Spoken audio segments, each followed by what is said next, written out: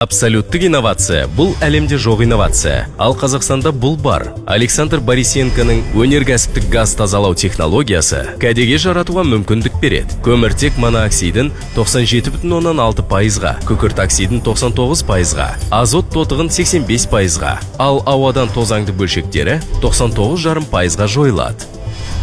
Впервые в мире технология әлемде бірінші болып, кез келген өртену нәтижесінде резинке жағуда. Мұнай өнімдерінің қатты тұрмыстық қалдықтар мен басқа заттардың жануында атмосфераға зиян келтірмей аз ғана электр шығынымен кәдеге жаратуға мүмкіндік береді. Технология табиғатта болатын процестерге негізделген.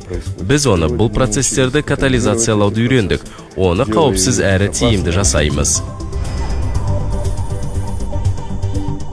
Қалдықтар пеште қайнатылады, одан бөлінген зиянды жүзінділермен біріккен газ резервуарға түседі. Сұйық және қатты ластанғандар электрленеді, су бетіне ауады. Онда ол анодтың функциясын орындайды.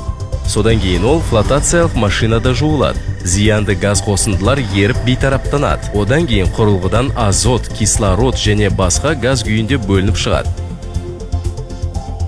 Александр Борисенконың тазалау құрылғысының өнеркәсіптік үлгісі Қарағанды облысының кәсіпорындарында сынақтан сәтті өтті. Технологиялық газдарды тазалау дәрежесі 85-99,9%-ды құрады. Тұрмыстық ауа тазалағыштары да шығарылады.